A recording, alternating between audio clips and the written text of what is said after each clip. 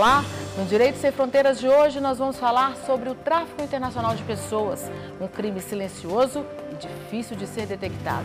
Para isso eu converso com Renato Zerbini Leão, professor de Direito Internacional do UniCeUB e membro do Comitê de Direitos Econômicos, Sociais e Culturais da ONU, e com a professora Maria Lúcia Leal, que coordena o grupo de estudos da Universidade de Brasília sobre violência, tráfico de pessoas e exploração sexual. Agora vamos acompanhar a reportagem de Carolina Puga, que fala mais sobre este crime. O crime é silencioso, os números são incertos, as vítimas quase sempre se negam a reconhecer que caíram na rede do tráfico. Diante deste cenário, o tráfico internacional de pessoas movimenta a terceira economia informal do mundo. É muito tênue a linha que separa a migração, né, como direito de ir e vir, né, do tráfico em si, como uma atividade ilegal e criminosa. E justamente por isso, essa invisibilidade acaba dificultando o acesso às informações e colocando os pesquisadores até em situação de insegurança, porque a ação dessas redes é uma ação violenta. Eu sei casos de pesquisadores que foram ameaçados, né, e que sofreram atentados, inclusive, né, por investigar esse assunto.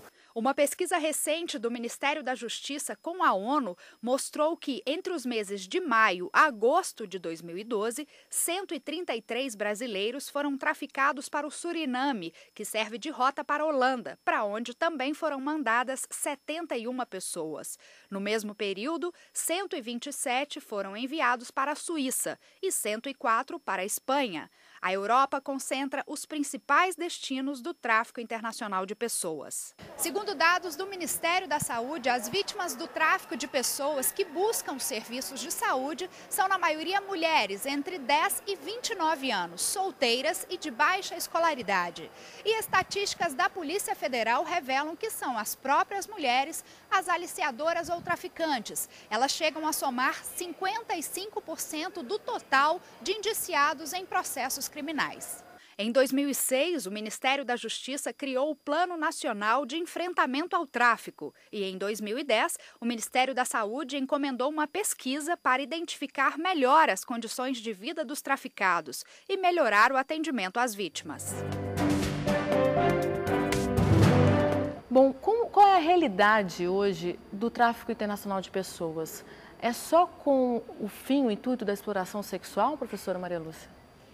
O trabalho forçado, o trabalho escravo, dentro do mercado internacional, ele se coloca para diferentes finalidades. Então, quando você comercializa seres humanos dentro do mercado internacional, tem um nicho aí enorme, né? Tanto do mercado do sexo, como para o trabalho forçado na agricultura, em outros tecidos do comércio do mercado nacional e internacional. Então, quer dizer, esse processo, ele realmente é uma questão social bastante complexa e precisa ser problematizada a essa altura. Quando se trata de discutir o tráfico internacional de pessoas, nós entendemos, por exemplo, no campo da discussão do tráfico internacional para o mercado do sexo, nessa relação entre oferta e consumo, nós temos que compreender primeiro, em primeiro lugar, que nós temos que ter muita clareza sobre os conceitos, né? O que significa tráfico, o que significa migração irregular, não é? O que significa exploração, né, do trabalho forçado na prostituição, dentro do mercado que absorve essa população de mulheres, não só mulheres, mas homens, também adolescentes, né? Até crianças, né? Porque nesse campo do mercado do sexo você tem a pornografia, né? Você tem o tráfico de pessoas de crianças para a pornografia, para o mercado da prostituição estruturada dentro do entretenimento e outras situações que estão organizadas dentro do mercado do sexo nacional e internacional. Agora, professor, do ponto de vista do direito internacional, o que está sendo feito hoje para coibir o tráfico internacional de pessoas? O tráfico internacional de pessoas é uma realidade no século XXI. conforme a professora Maria Lúcia bem destacou, na sua diversidade, né, abarcando dimensões das mais variadas até o cume, que é a exploração sexual. Agora, o direito internacional público ele vem trabalhando de maneira insistente no âmbito da cooperação internacional, no primeiro momento à luz do multilateralismo, e isso resulta em tratados internacionais chaves, como é a Convenção de Palermo, que o Brasil internalizou em 2004, né, que dá os marcos regulatórios até mesmo para tipificar esse crime no nosso ordenamento jurídico interno, e também o direito internacional auxilia quando os Estados celebram entre si tratados bilaterais com ânimo de inibir o tráfico de públicos específicos, como são as mulheres, as crianças, porque nós não podemos esquecer que o tráfico internacional de pessoas, ele convive com outros tráficos internacionais, como no caso do tráfico internacional de armas e de drogas.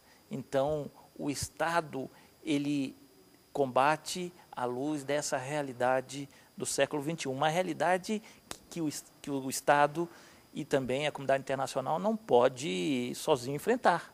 Como bem a professora Maria Lúcia destacou, é preciso de um esforço tripartite, chamaria eu, vai dizer, os Estados, a comunidade internacional, através das organizações internacionais, como a ONU, a OEA, que facilitam seus fóruns de diálogos internacionais para que os Estados possam celebrar tratados internacionais para coibir o tráfico internacional de pessoas, por exemplo, e também a sociedade civil organizada, através das ONGs, das universidades, das entidades de classe, porque a dimensão tomada pelo tráfico internacional de pessoas, ela traspassa mesmo a capacidade dos Estados de fazer frente a elas.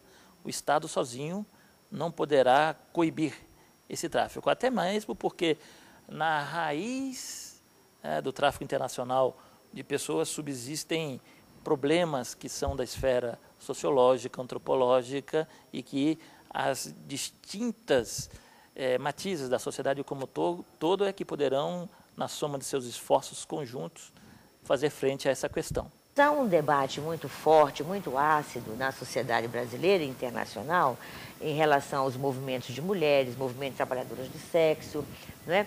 E esse movimento tem discutido, e com muita propriedade, inclusive, que geralmente essa legislação, embora tenha sofrido reformulações, inclusive a legislação brasileira, mas e internacional, tendo o protocolo de Palermo como referência, mas essa legislação ainda tem um conteúdo repressivo, e esse conteúdo repressivo geralmente rebate diretamente nas mulheres, naquelas pessoas que estão em situação, que estão em situação de trabalho forçado no mercado do sexo, estão sendo escravas no mercado do sexo, seja homens, mulheres, crianças, adolescentes que estão envolvidos nessa situação.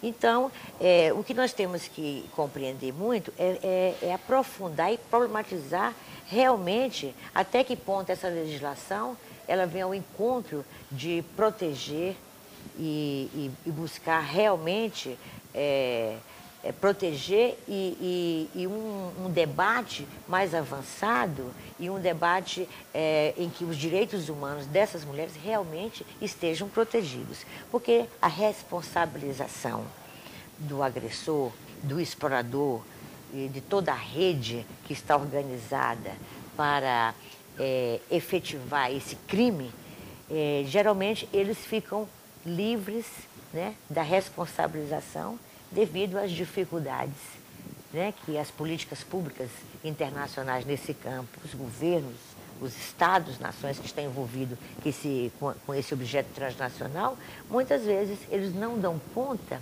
de proteger e promover, não é, essa proteção integral dessas mulheres. Nós vamos para um breve intervalo e na sequência a gente volta a falar sobre o tráfico internacional de pessoas. Vem aí o 3º Congresso de Direito de Família do IBDFAM, com o tema Perspectivas do Direito das Famílias. O evento será realizado nos dias 7 e 8 de dezembro na cidade de Armação dos Búzios, no Rio de Janeiro. Inscrições pelo site www.ibdfamrj.com.br.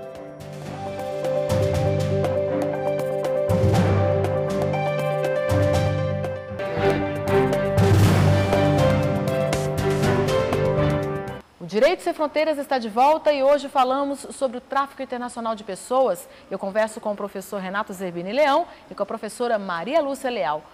Nós falamos muito de tráfico internacional de pessoas com fundo sexual. Agora tem também o tráfico de crianças para adoção e até mesmo para retirada de órgãos, a venda de órgãos. É um tipo de tráfico de pessoas que atinge o Brasil, professora? A gente acompanha, né, pelas denúncias, Disque 100 e tantos outros programas de disque denúncia e desaparecimento de crianças, e que julga-se alguns estudos e que há o tráfico de crianças para órgãos, para adoção, para a exploração sexual, para o trabalho infantil, trabalho escravo. Você vê que aqui em Alexandria, tão perto de Brasília, vários casos de denúncia de desaparecimento de crianças e adolescentes, e essas crianças e adolescentes estavam no trabalho escravo, né? No trabalho escravo na agricultura. E muitos, até um jornalista, né, foi assassinado porque estava investigando esse assunto. Eu ia perguntar, teria conivência no caso do tráfico de crianças de pais, professor? Isso é uma questão interessante, porque desde a perspectiva do tráfico, a conivência não é necessária para que seja caracterizado.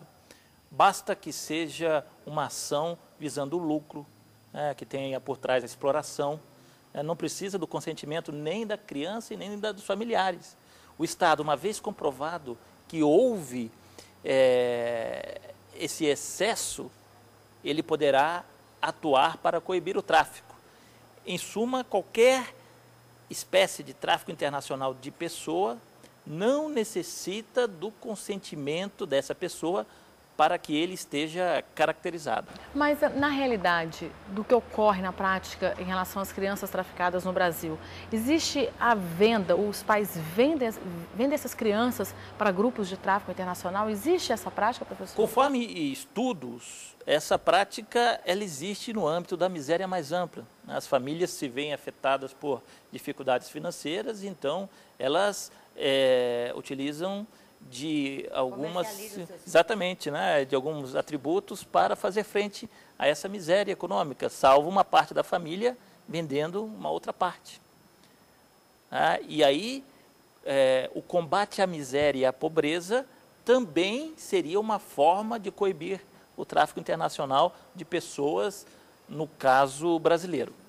O senhor falou do combate. Queria uma avaliação dos senhores que estudam o tema sobre as ações do governo brasileiro para coibir essa prática do tráfico internacional de pessoas, seja para fins sexuais ou não, professor. Eu queria, complementando aí, para chegar ao enfrentamento, você vê que nosso estudo mostrou que as mulheres que voltaram em retorno voluntário para o Brasil ou foram deportadas, elas procuram se reorganizar para voltar para a Espanha e Portugal. Para a mesma atividade? Para a mesma atividade ou outras atividades que elas julgam que é necessário, ou por necessidades de situação econômica, melhorar suas condições de vida, ou sonhos, ou afetos, mas quando elas já vivenciaram esse tempo lá fora, elas também já aprenderam novos códigos, novos desejos, novos sonhos, elas têm direito de ir e vir. Nenhum país, nenhuma lei pode coibir o direito das pessoas de ir e vir, não é?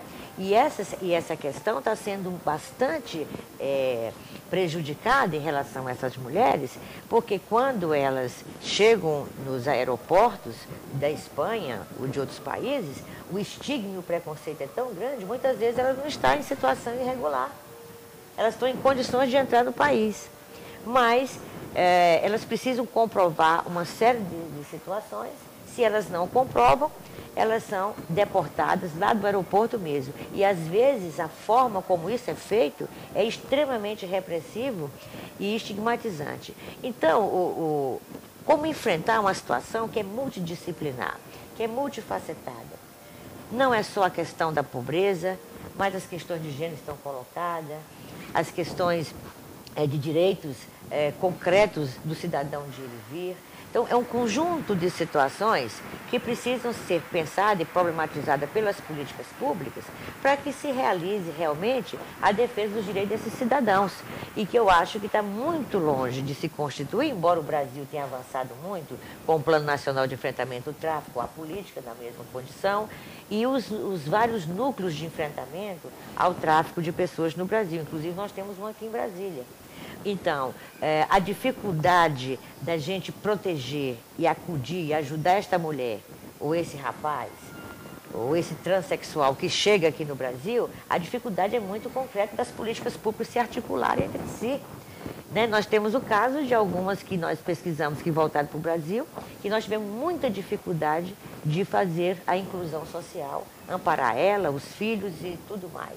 Tanto é que muitas delas vão buscar suas formas de trabalho informais, etc., para continuar desenvolvendo. E querem voltar para fora, porque aqui ela não encontra as condições objetivas de sobreviver. Então, a política de prevenção está muito longe de alcançar o seu status efetivo. E a de repressão está muito forte, mas então, isso significa criminalização das mulheres e dos sujeitos. E nós temos que combater isso. E o Estado tem que apressar os seus passos, porque há uma distância muito grande entre intenção e gesto. Professora, eu vou aproveitar que a senhora tocou nesse tema da sua experiência na pesquisa e vou interromper um pouquinho para a gente assistir o depoimento de uma mulher que foi vítima desse tráfico. Eu conheci uma amiga minha que foi embora para fora do Brasil. Inclusive, eu que ajudei ela em questão de dinheiro. Ela foi para lá, já foi com o intuito de trabalhar, como fazer programa. Ela ficou lá, acho que uns 3, 4 anos, mais ou menos. E a gente sempre mantinha contato. E nessa época que ela foi para lá, ela trabalhava em shopping, trabalhava em loja. E ela fez uma proposta para mim, se eu quisesse ir para lá. Eu fui, mas não com o intuito de fazer programa. Isso nunca passou pela minha cabeça aqui no Brasil. Mas muita gente fala, eu fui, consegui, ganhei dinheiro, mas eu não fazia programa, fazia outras coisas. Venceu na vida, hoje tem imóveis, tem um monte de coisa, tem carro, tem apartamento. Então, assim, muita gente se ilude com isso. Quem mora na casa, de vez em quando, sofre. Até pelo dono mesmo da casa ou por clientes. Tem umas que aceitam a violência. Ou até mesmo o dono da casa, se você deve alguma coisa, você faz alguma coisa de errado, que não pode, que lá tem várias regras, né? Ou que você não pode fazer, ele acaba batendo uns tapas mesmo, bate mesmo. Porque lá é assim, de 3 em 3 meses, eles obrigam a gente a fazer. Você é obrigado a fazer exame de HIV. A gente faz, não é a gente que abre, a gente faz, chega o resultado, dá para eles que abrem o resultado de todo mundo. Aí, por exemplo, chega alguma menina tem HIV, no outro dia você já não tem mais notícia dela. A gente não sabe o que eles fazem, se eles escondem, não sei. Então, a questão do tráfico, ela não se dá só no campo da crise, da miséria e da pobreza, mas dos conflitos armados. E numa situação dessa de crise mundial econômica, o rebatimento é direto na força de trabalho, no operário, no trabalhador, especialmente aqueles que estão em situação de mais indignidade, né? De mais sofrimento. E essas mulheres lá na Espanha, esses homens, esses transexuais, vão estar competindo com uma larga força de trabalho que também está sofrendo a crise financeira mundial. Então, o desemprego, as novas pobrezas, não é? Elas vêm afetar diretamente esse combate. Como é que o Estado, os Estados-nações e o mercado não vai regular isso muito bem, ele vai explorar essa força de trabalho, vai aumentar esse trabalho forçado, seja no mercado do sexo, como em outros mercados. Como é que nós vamos fazer o controle social disso, não é? Com essa população tão desfiliada, tão em relações pré-contratuais, situações, ou seja, de precarização, welfare, precarizado, sem condições efetivas. Nem o Estado dá conta dele, nem o mercado. Então, ele vive à mercê de um mercado que vai explorar. Paralelo. Paralelo, com certeza. Então, a discussão disso, efetivamente, é que cada vez mais as mulheres se organizem. Se organizem nos movimentos, se politizem, realmente procurem entender o que é a sua cidadania, fiquem de olhos abertos, procure entender o significado dessas provocações, desses convites desse dinheiro muito fácil, dessas propostas de vida muito fácil, porque atrás disso pode ter situações que podem levar ela ao trabalho escravo, pode levar ela ao óbito e pode levar ela a sofrimentos profundos, como nós recebemos algumas mulheres aqui, mentalmente muito abaladas e muito fragilizadas. Professor, e qual a avaliação do senhor em relação a esse enfrentamento? No caso específico do enfrentamento, desde a perspectiva brasileira, nós não podemos perder de vista o fato de o Brasil, administrativamente, ser um Estado federado. Então, a União, os estados e os municípios, eles possuem especificidades com relação aos seus âmbitos. Isso é muito importante na medida em que o Programa Brasileiro de Enfrentamento ao Tráfico ele deve descansar nesses núcleos que a professora bem comentava. Esses núcleos estarão nos municípios, no Brasil profundo. E para que essas políticas públicas possam surtir efeitos, é preciso que também os executivos, legislativos e judiciários dos municípios, dos estados e da União estejam em perfeita sintonia. Porque, caso contrário, isso parecerá uma luta entre gladiadores, ninguém se entenderá. Porque o objeto de proteção é a dignidade da pessoa humana que está sendo vítima de tráfico. E a complexidade do fenômeno tráfico requer do esforço conjunto dos municípios, dos estados e da União. O que o senhor acha da legislação brasileira? Existe lei suficiente no Brasil para coibir esse crime? Ou o que falta é praticar a lei? Existe uma série de leis que já possibilitam uma proteção. Necessitamos um trabalho forte junto ao judiciário, para que os operadores do direito, e aí envolvendo os juízes, os advogados, as ONGs, conheçam da legislação, as que já existem, inclusive o Protocolo de Palermo, que o Brasil internalizou em 2004, e até mesmo a nossa Constituição e leis federais.